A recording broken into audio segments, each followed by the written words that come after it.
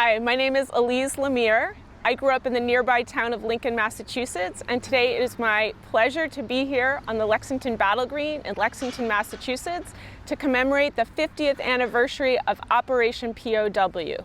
That's when Vietnam veterans against the war marched over the Memorial Day weekend from Friday to Boston and en route in Lexington when they weren't given permission by the Select Board to stay here, committed civil disobedience, and the result was the largest mass arrest in Massachusetts history. Almost 500 people were arrested, 166 of them were Lexington adults. And I'm very honored to be here today with Bestor Cram, who is one of the coordinators of the New England chapter of Vietnam Veterans Against the War, and who was an architect of this incredible march. Good morning, Bestor. Good morning, great to be here with you, Elise. Thank you. I have questions for Bestor, which I'm eager to ask. The first one is this. Tell us why, Bestor, upon returning from your tour in Vietnam as an officer in the Marines, you wanted to protest the very war in which you had served. Well, I think it's not a single decision of just wanting to protest the war. It's an accumulation of knowledge, experience, and response to a war that you participated in. And it's a reckoning, in some respects, that began while you're in combat in Vietnam. And when I say you, because I'm thinking about many of the other people that were participants in our protest here had similar revelations in terms of the way in which they understood. They had begun their service, as a patriot, essentially. And I would say it was with mixed feelings as a patriot, because the uncertainty of the war was already prevalent in our minds as we went to Vietnam. It was very difficult for the government to justify essentially what that war was really all about. And as we became well acquainted with the war, our own sense of misgiving about what this war was about, and then a sense of kind of reckoning that, wait a second, there's actually something really flawed here. There's an injustice that's taking place. There's a foundation of racism that is a part of this. There is a execution of lies that are taking place from Washington, D.C. At the cost of our brothers in terms of the blood that is being shed. So when he came back from Vietnam, many of us found ourselves wanting to figure out, okay, how do we deal more than just on a personal basis? How do we deal with the fact that we participated in a war that was wrong? And for myself, as one of the architects, as you say, or one of the organizers of what took place here, my co-organizer, Arthur Johnson, who unfortunately passed this past earlier spring, both of us were officers, and both of us, while we were in the service after we came back from Vietnam, filed conscientious objectors. Reclassification status. That was the beginning of actually a confrontation with the government. But once we were released from the service, there was a necessity on a personal level to continue to be a patriot. And I think that was really the core of it, was the sense we were citizens. We participated because there was a belief in this country, and we went along with the belief that had been given to us.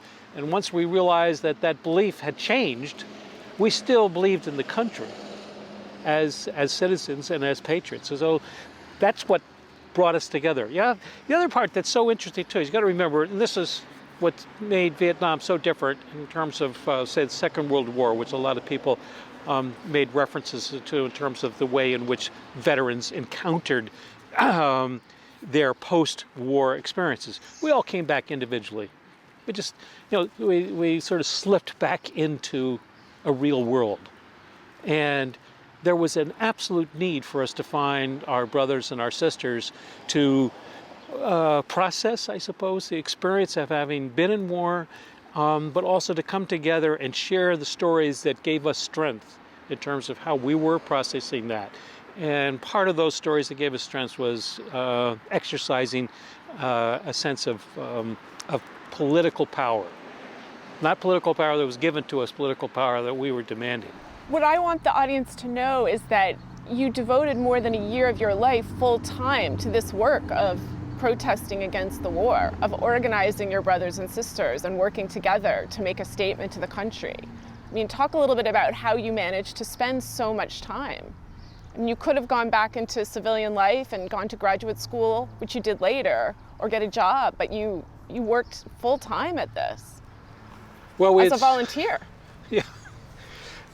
I always enjoy hearing the words you choose to describe sort of our lives in the past, and it's really helpful in terms of just thinking through what took place 50 years ago. But I don't think we were imagining that there was the next stage in our lives. This was the next stage in our life, was to be accountable citizens. And I think the amount of time that we weren't worried about putting a career together. We were at that particular time, that was a future. We were still young in our 20s, and so we were also part of an alternative community, in the sense that what had grown up was really a large number of people who were anti-war, not all veterans for sure, that had also created a variety of counterculture experiences. And so for many of us to just adapt to the counterculture, that was going to take time. To acculturize ourselves, to find a way to live within the post-war world that we now were living was going to take time. So it didn't feel like a long time at all. Volunteers, we knew what it was to be a volunteer. Well, one of the marches you organized, I know you had been in an earlier march the fall before in Pennsylvania, but one of the marches you organized, of course, was here, starting in Concord and going to Boston. And what's important for people to understand is the first night of the march, you were at the Old North Bridge in Concord because you were reversing Paul Revere's ride. That was the premise of the march. And of course, you had received permission from the National Park Service to camp at the Old North Bridge. But what you didn't have was permission from the select board. And you had to make a decision Friday night about whether you were going to take a detour, whether you were going to somehow drive past Lexington and skip it altogether.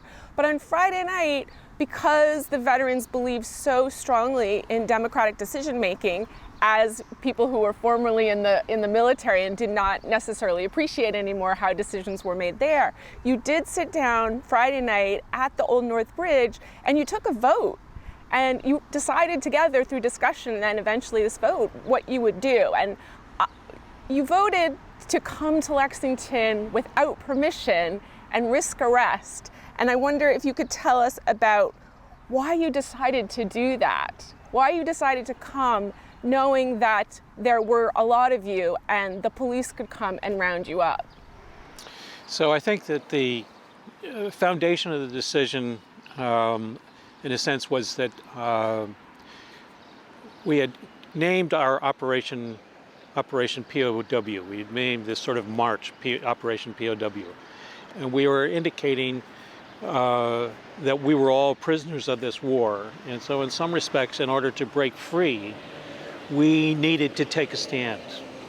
And so as things unfolded, the march became even a greater opportunity to take a stand. And to take a stand was there a plan to ensure that we were going to enforce confrontation? No. I think there was a sense of we wanted to have an opportunity to encounter people and for them to encounter us and to recognize that we actually shared some of the same ideas. It wasn't a difficult decision to come here. I think it was a unanimous decision in terms of just going to a hallowed place where soldiers before us had said a warning call that oppression was no longer going to be tolerated. And we just, we connected to that. We made sense of what the historical value of coming to these places was all about. The ride of Paul Revere was, in some respects, a mythical ride. We didn't want it to be mythical. So we said, okay, let's go in reverse. But what are we trying to do? We're trying to draw attention to kind of the foundation of what our democracy was all about. So there was a thought about this. The interesting too, it's as soldiers, we all had different experiences. We were Air Force, we were Navy, we were Marine Corps, we were Army, Coast Guard. And none of us actually all agreed on how the war should be ended. We did not have a common political view about that at all. But we did share a common sense that the war had to be ended, that it was false, based on false premises, that it was unjust, and that it, and so our sense of having a voice that at least people could listen to, that it had a validity, we had borne witness, we had paid for with our lives. We were, you know, we felt confident in what we were going to do. So it wasn't difficult to come and say, here, we haven't been invited. Right. We said, we belong here. Right. And I mean, for so many Lexingtonians who decided to follow you here from Fisk Hill, to walk behind you, to come and stand with you. At one point, there were 1,000 people standing with you here on the battle green. They did very much see you as the sons and daughters of our ancestors who took a stand here. And of course, also you were doing something extremely Thoreauvian in Henry David Thoreau's backyard, insofar as breaking the rule of who can be on the green doing what was an act of civil disobedience, with the idea being if you break a minor law, you can make a larger moral point. So it's important for everyone to understand that you came with a certain philosophy behind you that everyone immediately recognized and understood to be a moral stand, even if you were breaking a bylaw. You can't live in Lexington and not understand that. Right. Right, absolutely. Were you worried at any point that if the select board, I mean, I keep saying selectmen, but that's what it was in the 70s. It's now, of course, the select board. Were you worried at any point that if the select board ordered a mass arrest of so many people, some of whom might be quite angry or still disturbed from what they'd experienced in Vietnam, that you might have violence, that it might go badly and perhaps someone would get hurt? No, I think we spent part of the afternoon encountering the select board at town hall. We were conducting a variety of different ways in which we were encountering the townsfolk. There was nothing dangerous about what we were doing, nor did it feel that there was a certain serenity, actually, that sort of permeated the atmosphere here in terms of people knew why they were here, and people knew that they were right to be here. So I don't think there was any fear. And amongst ourselves, Vietnam Veterans Against the War as an organization knew that, you know, we had carried weapons and we had used weapons in a war, but this was not a place of war. We were back home in a place of peace. We brought our peaceful selves back, and so we were not we weren't fearful of each other committing any acts of violence at all. It just was not even a sense of it. If anything, we had learned to put two fingers up and to be able to be, essentially wrap our arms around one another and trust each other. I don't feel like there was a sense. There was an expression by the board of fear of violence. Well, and I think it's worth reminding people that the chief of police did bring on each of his officers. He did bring on support from the town of Arlington and the town of Bedford and the state police. And there were some Lexington residents who were afraid when the police got off the buses. The police did arrive here on school buses, got off and formed a phalanx and approached you. But I know you've told me that you had taken training in anti-violent activism, and you were reminding people how to be arrested peaceably. And so it is worth saying the largest mass arrest in Massachusetts history was a peaceable affair. No one was hurt. Everyone was allowed to take a stand and to dissent. And I did want to ask you one other thing about that, because I think it's so important when people do decide to commit civil disobedience to be willing to take the punishment, right? I mean, Thoreau didn't pay his poll tax because he didn't want slavery to be expanded, and he was willing to go to jail for that. So tell us where you went to jail, because I think for younger people in Lexington, they're wondering, where do you put almost 500 people when you arrest them in this small town? You know, we went to the Department of Public Works. Is that what it was called then? I grew up in Lincoln, which is the town next door. We called it the town barn. I believe here in Lexington it's the town garage or the town barn, yeah. But it's on Bedford Street, and it's usually used to hold large equipment, trucks and such. Yeah, and it was cold and damp, and we made it very warm and jolly. I think, you know, there had been certainly a preparation and discussion that we were potentially going to be arrested. We'd actually shown up with money to be able to pay for ourselves to get out. We also had been told that there was support from townspeople who were collecting money that would help give the bail that was necessary in order for all of us to be processed very quickly. It was at 3 o'clock in the morning. In some respects, up till 3 o'clock, there had been almost a feeling of disappointment. When are our police friends going to be showing up and escorting us down to some place? We didn't even know where we were going at that time. But I think we had made a desperate effort, desperate in the sense of making sure that everything was peaceful, that we were not in violation of any laws that would have made people fearful of us. And to go through the whole night peacefully, we knew that was going to be a remarkable moment for people to acknowledge. But at the same time, we understood that if there was an arrest, it would have actually pushed this into more of a national moment. So, and it did become a national moment. I mean, I think it's also worth reminding people that this was on the front page of all the regional newspapers for 4 days in a row and was covered in newspapers around the country. You did, as you said, there was a makeshift jail made out of the town garage. There were police guarding you there, yeah, so to say, and then we actually slept. Yeah, no, we actually went to sleep for a couple of hours. There's film footage of you sleeping. And then you were bused to County Court, which is Middlesex County Court, then in Concord in Monument Square, since moved. And they opened court on Sunday morning because they couldn't hold you that long. That was too many people to hold in a makeshift jail. So they took you to court. And as you say, you had brought some money, but the townspeople of Concord and Lexington dug into their pockets and paid your fine, your $5 fine. And then you were released, and I want to ask you what happened next, because the march wasn't over. So what happened next was a convoy of cars, because now we were on Sunday. We had to be in Boston Sunday night. We're actually going to Charleston to Bunker Hill. And I've forgotten how many miles that would have been, but to get from Lexington to Charleston, you couldn't walk it. We couldn't do it. So a convoy of residents from Lexington and other towns, Concord and whatever, took us.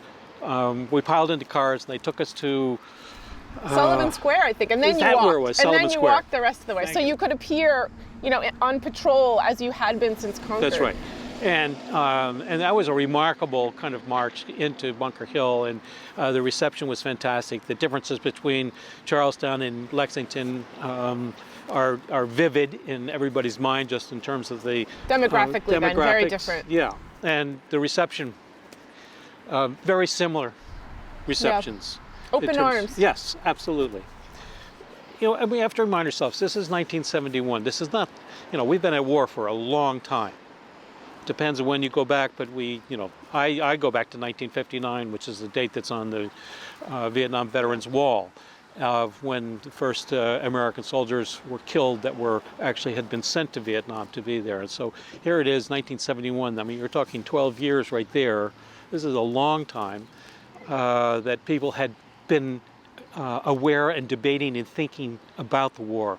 So you get to Charlestown, leave Lexington by car, convoy, we get to Charlestown, and there is an equal number, if not more, people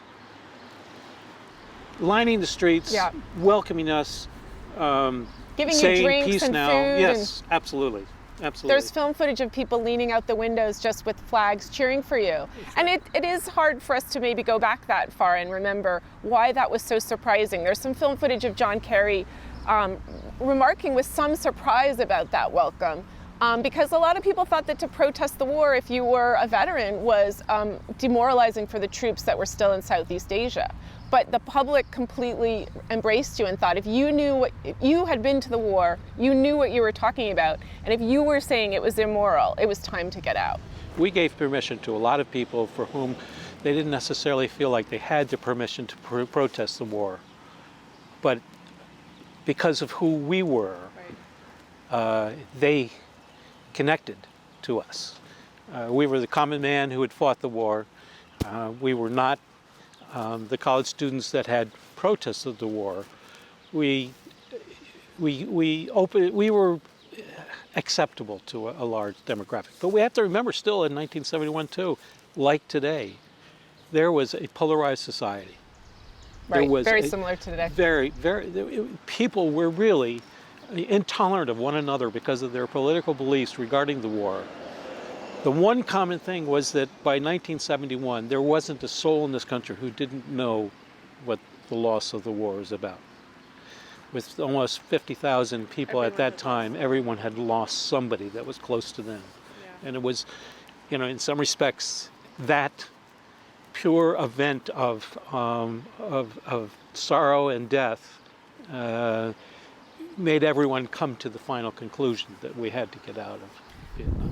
I want to remind people too that after your entry into Bunker Hill, where you received a warm welcome that was somewhat unexpected, you marched on Monday morning, which of course was Memorial Day, to Boston Common.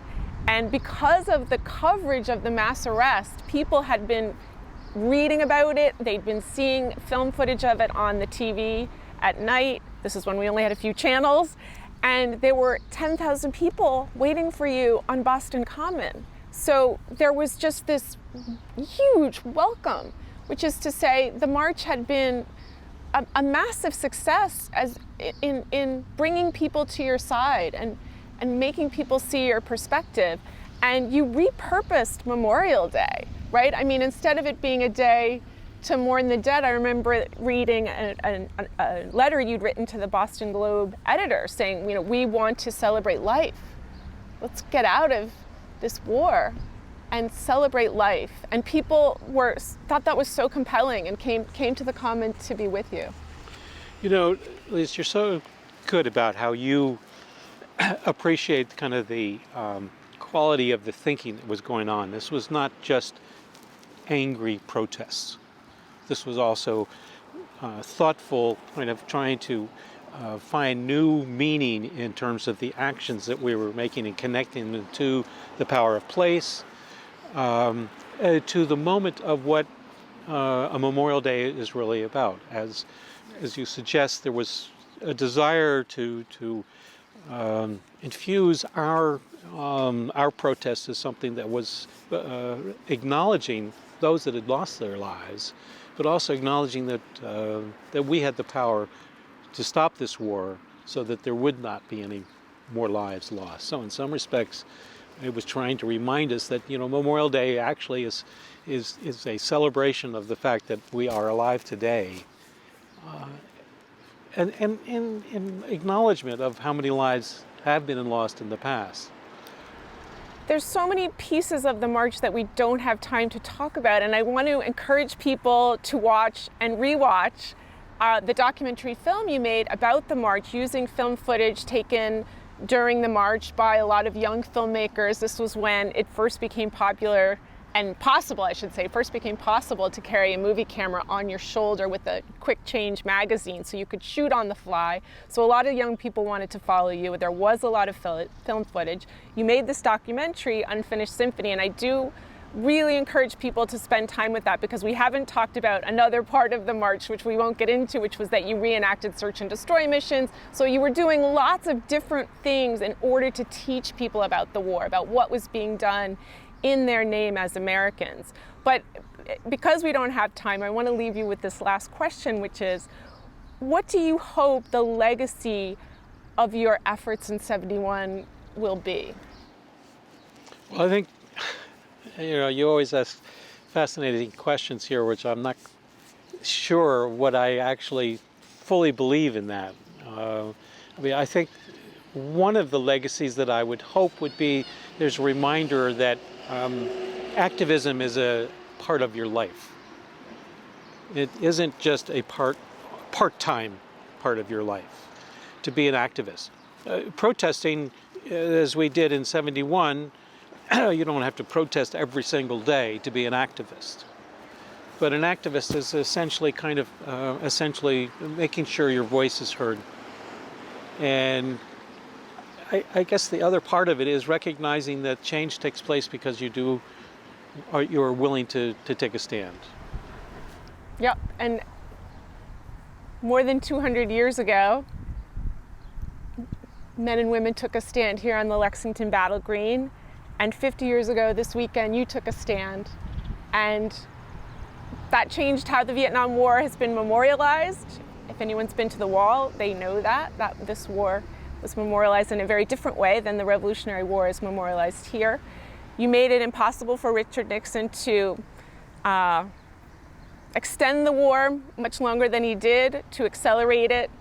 And you reminded us that these museumified spaces, like the Lexington Battle Green, can be reactivated. The energy that is latent here can be unwound once again, and this place can speak. And I think you made it speak for freedom and democracy, and I think you saved your lives, and you saved the country's life, and I want to thank you for that incredible effort, and thank you to Arthur, who I know you just lost, a dear friend, and thank you from all of us. Well, it's always a pleasure to talk with you. You're a very thoughtful individual when it comes to trying to understand sort of the meaning of history in our lives today, and I think that in some respects that scholarship that you exercise helps us all recognize that finding a deeper meaning in terms of the place that we live and what has taken place there in the past enriches both of our lives, but it also gives us a direction of realizing that there is a compass. You better look at it. And if you're a young activist, this is the march to study, because there's so many different elements of this march that I think were incredibly effective, and that young people would do well to study today. So that's one legacy I hope for. So thank you, everyone, and thank you for helping us commemorate the 50th anniversary of Operation POW. Thank you.